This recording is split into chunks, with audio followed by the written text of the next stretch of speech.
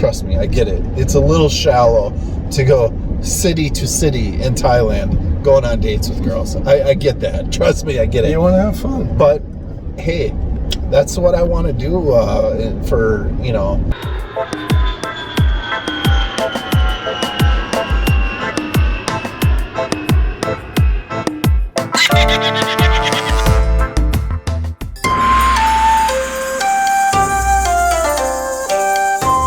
So when you were doing your Tinder thing through e-sign, you'd meet a girl, sometimes have sex, sometimes just have coffee, and move on to the next town. And you kind of got a taste for that. You liked it. You liked having what you call a smorgasbord or a buffet instead of sandwich. So even when you came back to Chiang Mai, when you were done with your road trip, you kept casually dating, shall we say. Yeah, I mean, I've always had, you know, it's just a different lifestyle here. And these girls they all work 6 days a week, so they only have 1 day off. So, you know, if they have Sunday off, we go out and have fun. It's just it's not all about sex. It's, you know, there's girls for, you know, that like to do different things, you know, but the girls that want to have sex like on the first date, I mean, if they sleep on the first date, I have no interest in them. That's not the... After you've slept with them, you have no interest with them. Yeah, be honest, dude. Be honest. You'll tag them and release them. I'll push the envelope a little bit, and if they're wanting it, but there could be a catch and release system, and I want to see if they follow through with it. If they say no, that just you know, I put them in a different category, that they're just like they're normal, and they don't want that, you know. Right. And some of the girls are trying to, what you call, dupe you or game you, and they're trying to get you to buy them stuff. So sometimes you'll meet them, have sex with them, knowing that they're trying to trap you into a money game, and you'll get yours, which is sex, and then you'll blow them off, block them, ghost them, whatever, right? Yeah, I mean, the money hungry ones are pretty. You can talk to somebody for 20 minutes and figure out what their plan is, what their strategic plan is. Right. There's a lot of girls that are just interested in, you know, some girls are just interested in a free meal, right? You know, because they don't have any food in their fridge. Right. So you go there and you take them out to eat, and you meet them, and I mean, tell you what, if you're 50, if you're a guy from, I see there's a lot of viewers from like India, I mean, that come here.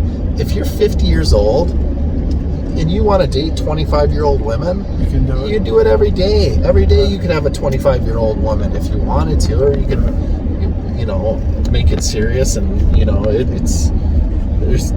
if you like a certain population, a certain age, a certain size, like you know, if you're a butt guy or if you're a tits guy, I mean, it has everything here.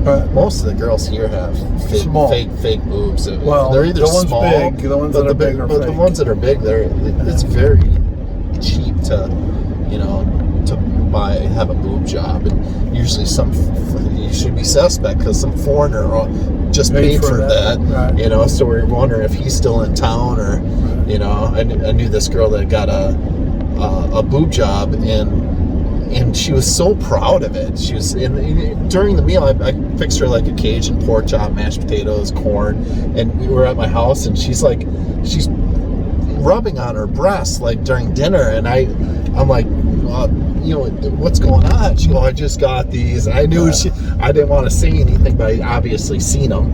And she's like, yeah, and this 85-year-old guy bought them for like a couple weeks before. There you go. And I'm like, really? Congratulations. Nobody likes to show off their tits more than a girl who just had implants. Yeah, they do. And they're dying to show you. They're dying to show you. And it's a thing. I'm like, well, if I can ask, how many cc's are those? And she, without even blinking an eye, she's like, more cc's than the bike you picked me up on. Oh, nice. And I'm like, oh my god, I picked her up on a 300 CRFL, so I was like, I knew they were pretty big, but I mean. So with your condo, Supalai, which is, you know, we talked about in your Coming to Thailand video, it's 23 floors, it's luxury condo, elevator, lobby, really, really nice, upscale condo.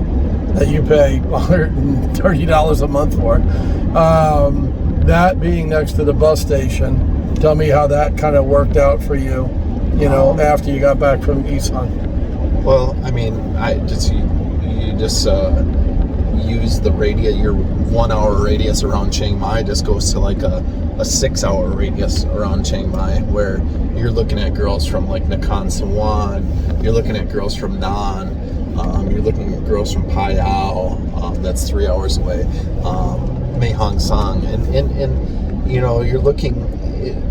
I don't want to have distance as one of the factors of me not dating a girl, or me not going on a date or having fun. So you're on Tinder, you find a girl in Nakhon Sawan who's about a 4 hour drive away. Yeah, she'll take a bus. It's 5.5 hours away. Messenger, everything is she'll good. If she looks normal and she's nice and she's a lot of these girls want to come to Chiang Mai. Right. It's like it's one of the most beautiful places to visit if you're not from here, if you're not from the area. So a lot of these girls, you want to go look at temples, and it's everything's at their pace. So everything. I'm super laid back, and I just want to, I want to have fun. Just want to go out and see new things, and it's a learning experience for me. But and if they're coming on a bus, they're pretty much down. They're coming from a bus and they're from 6 hours away. Yeah. But you got to think to yourself, is this the first time they've ever, ever done that with somebody, seen a foreigner or came on a bus? And a lot of them say yes, but it's probably a no. Right. You got to take your time before you get a girlfriend. Just take your time. There's no sense, there's no reason why you can't go out and date 30, 40 girls and then figure it out from there. The dates that didn't go well, then don't call them back and be kind about it.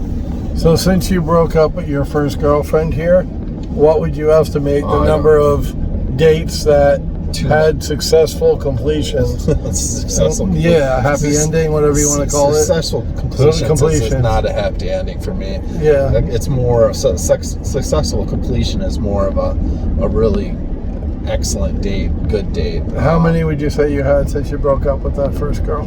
Once you opened up, hundreds, the buffet, hundreds of dishes, hundreds. I mean. My window's closing. I'm 47 years old, so I'm not looking for a wife on Tinder. Right. If you want to go to wife, walk around the city, engage people in public, and know a little Thai, and if you're on Tinder is just a meat market. That's what I think it is. It's a place to have fun. It's a place to. So on a Thursday night, you're in your condo at Supalai. You don't have anything scheduled for the weekend. You'll get on there, swipe left, swipe right, whatever it is, until you find enough people that you talk to one of them who's in. Yeah, it's just a numbers game. Nakhon Sawan. Numbers game. And she says she'll come on the bus tomorrow, Friday. Pick her up at 6 p.m. Friday at the bus station, which is walking distance. 100 feet away. Or a quick bike ride, if you're on your scooter. So you go pick her up, take her back to your place, make her dinner. And like you said, she's come on the bus, so you kind of know she's staying over. And she's staying over, you're probably going to sleep with her. And then what do you do Saturday? What's that look like after you have dinner and whatever Friday night, Netflix and chill? I like to do fun things too, figure out what they want to do. Usually it's the temples. They want to see Doi Satap. They want to see some of the old temples in the old city. How many times have you seen Doi Satap? I get into, you can go at night, you can go during the day. When I first tried to climb that mountain or all those steps, I could barely get up it. Now I enjoy it just because it's activity and exercise, and it's nice to take pictures of them and they love their pictures taken and stuff. Yeah. Thai women are into selfies. Like a 16-year-old girl, big time. Trust me, I get it. It's a little shallow to go city to city in Thailand going on dates with girls. I get that. Trust me, I get it. You want to have fun. But, hey, That's what I want to do for, you know, a few months and drive around on a motorcycle. And that girl, wherever I'm at, is proud of her city. And she wants to show off her city. She wants to show off her temple. She wants to show off her tourist attractions. She wants to go to a restaurant that she likes going to. And she shows me her city. The sex, if it happens, it happens. If it doesn't happen, I could care less. I have a personal tour guide to show me wherever I'm at in Thailand. And a lot of these girls, I still, you know, if they text me, I text them back, and, you know, we still communicate. When we talked in 2020 or even in early 2021, and you were being open and honest with me then, you would literally have back to back dates. I don't get tired. One girl would leave, and you would have another one coming in. Yeah. I remember you telling me, like, when we'd be talking on the phone. So very, very normal too. There was a period of time when you did like a revolving door thing.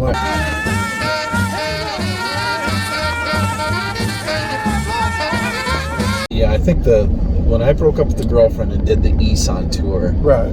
That kind of that's when I started getting a big yellow fever, and shortly after I spent 2 months in Phuket, and that totally fucked me up too. Yeah. Phuket is crazy, and Samui is too. Samui's the exact same thing, but yeah, I wasn't proud of who I was in those areas. I remember you telling me if you stayed in Phuket long term, you'd be dead. Phuket and you don't drink. Phuket chewed me up and spit me out. And you don't drink. So yeah, it was all. But there's so many fun things to do there, like the PP Islands and the James Bond Island, and you know, the nightlife, and you know, I'm from the Midwest, so I don't see beaches, and they had like 45 beaches, and you're constantly on the beach and having fun, and, you know, going out and stuff. It was a little too much. A little too much for you. Yeah. And then sensory overload. Yeah, and then now to the point after I've dated, dated enough girls where I know what kind of girl I like. I know what kind of what region we're talking about. Bangkok being a region, southern Thailand, northern Thailand, and Isan. I know what region matches up with me the most, which that's northern Thailand. I don't really care about your social status. You could be you could sell oranges at the, you know, on the road, or you could be a veterinarian or an attorney. It doesn't really matter to me. If you're kind, you're humble, you're super nice, and you're loyal, and you're not trying to extract money out of me, I'm pretty much content with just a normal girl. The girls that I told you that I'm not interested in at all are freelancers, which that's their job to extract money. Right. I don't do freelancers. I don't mess with massage girls. I don't even get massages. It just feels so unnatural. And then, you know, you got the massage girls, you got the freelancers, and then you got the bar girls. I don't drink, so I stay away from the bar girls. But are there bar girls that are like super fun? Yeah, they're super fun, but I'm just not interested in dating bar girls whatsoever, and even going on dates with them. The girls that you have to watch out for are the ones that have a penis.